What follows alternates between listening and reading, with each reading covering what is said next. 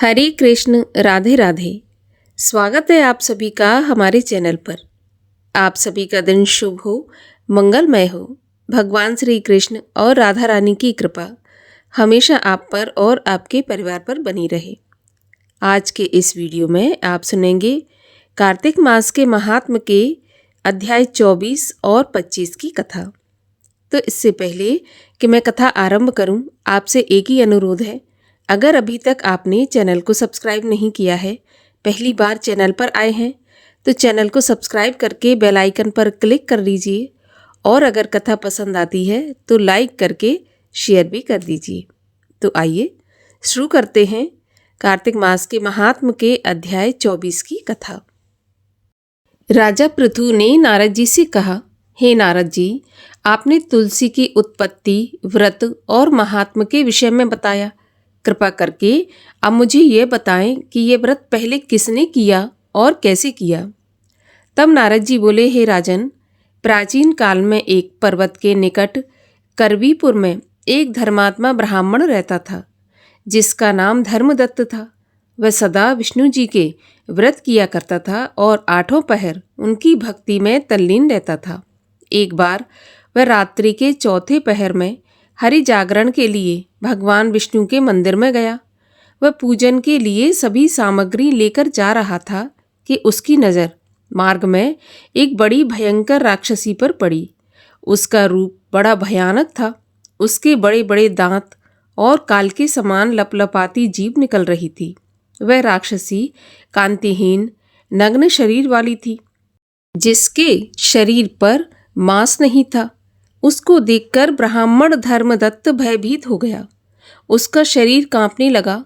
उसने बचने का अन्य कोई उपाय न देखकर पूजा वाली थाली और जल का लोटा उस राक्षसी के ऊपर फेंक दिया।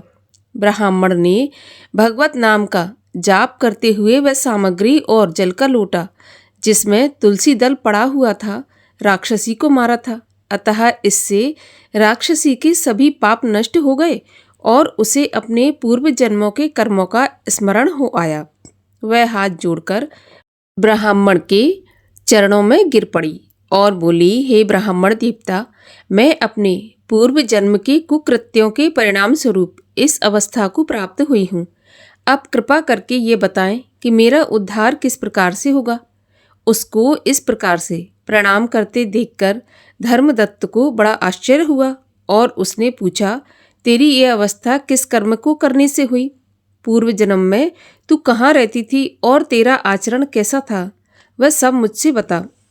तब कलहा नाम की उस राक्षसी ने कहा कि हे ब्राह्मण, मैं पूर्व जन्म की कथा कहती हूँ। सौराष्ट्र में एक भिक्षुक नामक ब्राह्मण रहता था और मैं उसकी स्त्री थी। मेरा नाम कलहा था। मैं अत्यंत निर्दयी स्वभाव की थी। मैंने कभी अच्छे वचनों से अपने पति को प्रसन्न नहीं किया और न ही कभी उसे खाने को अच्छा भोजन और मिष्ठान दिया। मैं प्रतिदिन उससे बिना कारण लड़ती झगड़ती रहती थी। मैं उसे सदा धोखा ही देती रही। इससे दुखी होकर मेरे पति ने दूसरा विवाह करने का विचार किया। ये सुनकर कि मेरा पति दूसरा विवाह कर रहा है, तो मैंने विष खाकर अपने प्राण त्याग दिए। मेरी मृत्यु के पश्चात यम के दूत मुझे बांधकर मारते हुए यमलोक ले गए। यमराज ने मुझे देखकर चित्रगुप्त से पूछा, हे चित्रगुप्त, इसने कैसे कर्म किए हैं, मुझे बताओ। इसने भला या बुरा जैसा भी कर्म किया हो, उसके अनुसार इसको दंड भोगना ही पड़ेगा। चित्रगुप्त ने यमराज से कहा कि इसने अपने जीवन में कोई भी अच्छा काम नहीं किया है। ये सदा अच्छा भोजन करती रही और अपने पति को खराब भोजन कराती रही। अतः यह वल्गुनी नामक पक्षी की योनि में जाकर सदा अपनी ही विष्ठा खाती रहेगी। इसने सदा अपने पति से द्वेष और कलह किया है, अतः ये विष्ठा खाने वाली शूकर योनि को प्राप्त होगी। ये सदा रसोई के बर्तनों में अकेली ही भोजन करती रही, अतः यह अपने बच्चों को खाने वाली बिल्ली की योनि प्राप्त करेगी। इसने पति के कारण विष खाकर आत्महत्या की है, अतः यह अत्यंत निंदित प्रेत योनि में जाएगी। अब आप इसे अपने दूतों के माध्यम से रेगिस्तान में पहुंचा दीजिए, जहां यह प्यासी तड़पती रहे। वहाँ पर बहुत समय तक एक प्रेत योनि में रहकर वे पापिन अपनी उन 3 भयंकर योनियों को भोगे जिसमें सभी पाप कर्म करने वाले जाते हैं। कलहा बोली, हे ब्राह्मण, मैं पिछले 500 वर्षों से प्रेत योनि में भटक रही हूँ और भूख प्यास से दुखी रहती हूँ। एक दिन भूख प्यास से दुखी होकर मैंने एक वैश्य के शरीर में प्रवेश कर लिया और उसके माध्यम से दक्षिण दिशा में कृष्णा और वेणी के संगम पर आई। मैं उस वैश्य के शरीर में रह रही थी कि एक दिन भगवान शंकर और विष्णु भगवान ने मुझे उस शरीर से बाहर निकालकर फेंक दिया। हे ब्राह्मण, तभी मुझ भूखी प्यासी पर आपकी दृष्टि पड़ गई और आपके हाथ से फेंके हुए तुलसी दल मिले जल के संसर्ग से मेरे सभी पाप दूर हो गए। हे ब्राह्मण, मुझ पर ऐसी कृपा कीजिए कि आगे मिलने वाली 3 भयंकर योनियों और इस प्रेत की योनि से छुटकारा प्राप्त कर सकूं।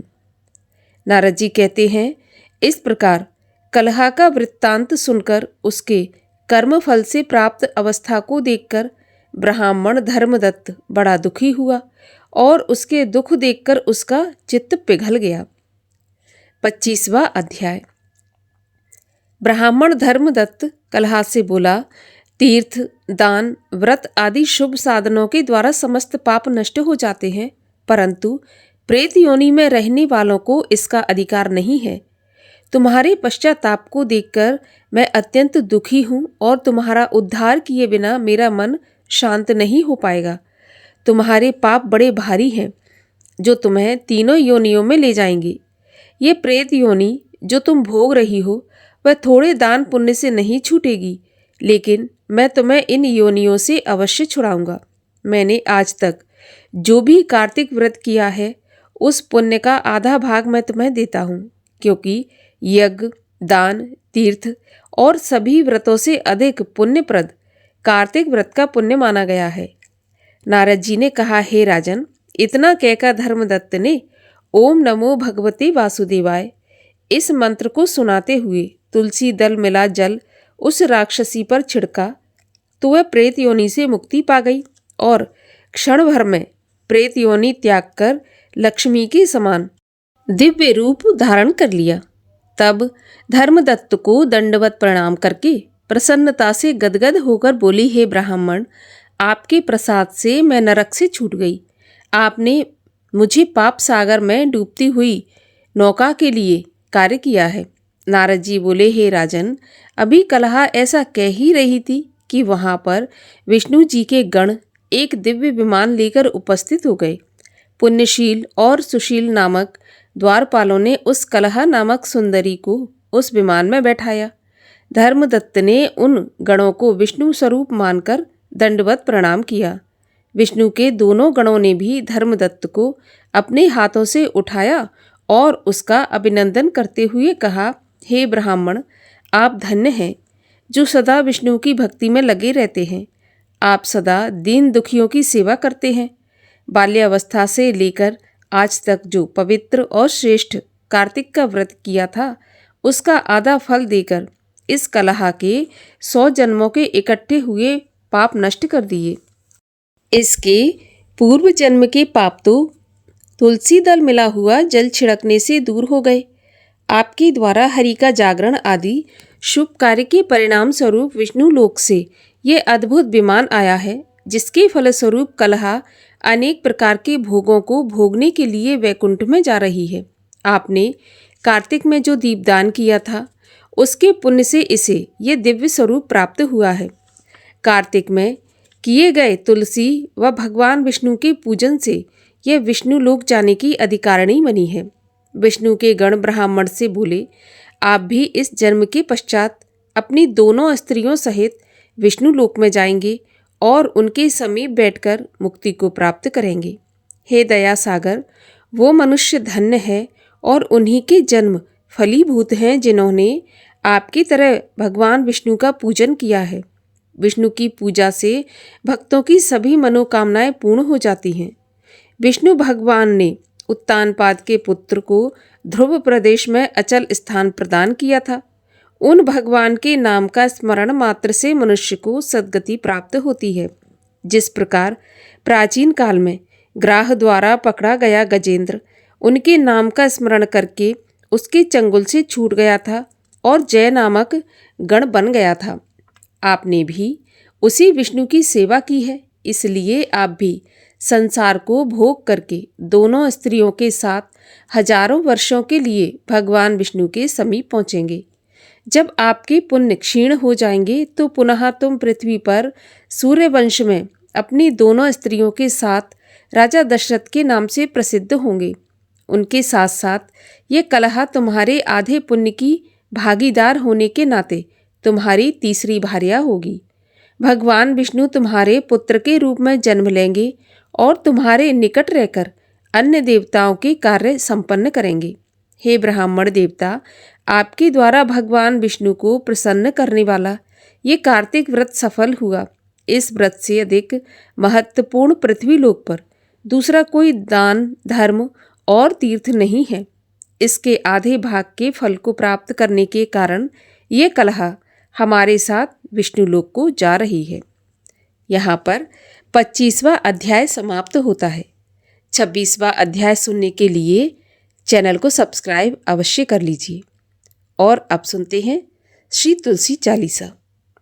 श्री तुलसी महारानी करूं विनय सिर नाय, जो मम संकट हो विकट दीजय मात नशाय।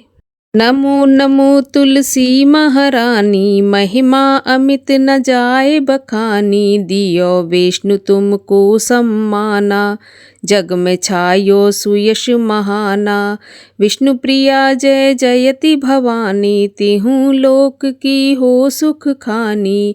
भगवत पूजा कर जो कोई, बिना तुम्हारे सफल न होई। जिन घर तब नहीं होए निवासा, उस पर करहि विष्णु नहीं वासा। करे सदा जो तव नित सुमिरन, तेहि के काज होए सब पूरन। कार्तिक मास महात्म तुम्हारा, ताको जानत सब संसारा।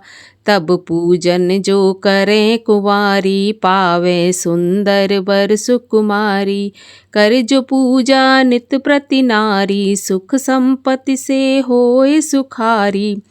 वृद्ध नारी करे जो पूजन, मिले भक्ति होवे पुलकित मन। श्रद्धा से पूजै जो कोई, भवनिध से तर जावे सोई। कथा भागवती यज्ञ करावे, तुम बिन नहीं सफलता पावे। छायो तब प्रताप जग भारी, ध्यावत तुम ही सकल चित धारी। तुम्ही माति यंत्रन तंत्रन में, सकल काज सिद्ध होवे क्षण में। औषधि रूप आप हो माता, सब जग में तब यश विख्याता। देव ऋषि मुनि और तपधारी, करत सदा तब जय जयकारी। वेद पुराणन तब यश गावा, महिमा अगम पार नहीं पावा। नमो नमो जय जय सुख कारण, नमो नमो जय दुख निवारण। नमो नमो सुख संपत्ति देनी, नमो नमो अग काठन चेनी। नमो नमो भक्तन दुख हरिनी, नमो नमो दुष्टन मद छेनी। नमो नमो भव पार उतारन, नमो नमो परलोक सुधारन। नमो नमो निज भक्त उबारन, नमो नमो जन काज संवारन। नमो नमो जय कुमति नशावन, नमो नमो सब सुख उपजावन। जयति जयति जय तुलसी माई, ध्याऊँ तुमको शीश नवाई। निज जन जान मोहे अपनाओ, बिगड़े काज आप बनाओ। करूँ विनय मैं मात तुम्हारी, पूरन आशा करहूँ हमारी। शरण चरण कर जोर मनाऊँ, निश दिन तेरे ही गुण गाऊँ। करहूँ मात अब मोह पर दया, निर्मल होय सकल मम काया। मांगू मात यही वर दीजै, सकल मनोरथ पूर्ण कीजै। जानू नहीं कुछ नेम अचारा, क्षमहु मात अपराध हमारा। 12 मास करे जो पूजा, तासम जग में और न दूजा। प्रथम ही गंगा जल मंगवावे, फिर सुंदर स्नान करावे। चंदन अक्षत पुष्प चढ़ावे, धूप दीप नैवेद्य लगावे। करे आचमन गंगा जल से, ध्यान धरे हृदय निर्मल से। पाठ करे फिर चालीसा की, स्तुति करे मात तुलसा की। एह विध पूजा करे हमेशा, ताके तन नहीं रहे कलेशा। करे मास कार्तिक का साधन, सोवे नित पवित्र सिद्ध होई जाई है। यह कथा महासुखदाई, पढ़े सुने सो भव तर जाई। यह श्री तुलसी चालीसा, पाठ करे जो कोई। गोविंद सो फल पावहीं, जो मन इच्छा होय। तुलसी मैया की आरती। जय जय तुलसी माता, सब जग की सुखदाता। सब योगों से ऊपर, सब लोगों के ऊपर। रुज से रक्षा करके भव त्राता। ओम जय तुलसी माता। बटपुत्री है श्यामा, सुरवल्ली है ग्राम्या। विष्णु प्रिय जो तुमको, सेवे सो तर जाता। ओम जय तुलसी माता। हरि के शीश विराजत, त्रिभुवन से हो वंदित। पतित जनों की तारिणी, तुम हो विख्याता। ओम जय तुलसी माता। लेकर जन्म विजन में, आई दिव्य भवन में। मानव लोक तुम्ही से, सुख संपत्ति पाता। ओम जय तुलसी माता। हरि को तुम अति प्यारी, श्याम वरण कुमारी। प्रेम अजब है उनका, तुमसे कैसा नाता। ओम जय तुलसी माता। बोलिए तुलसी मैया की जय, भगवान विष्णु की जय, कार्तिक मास की जय।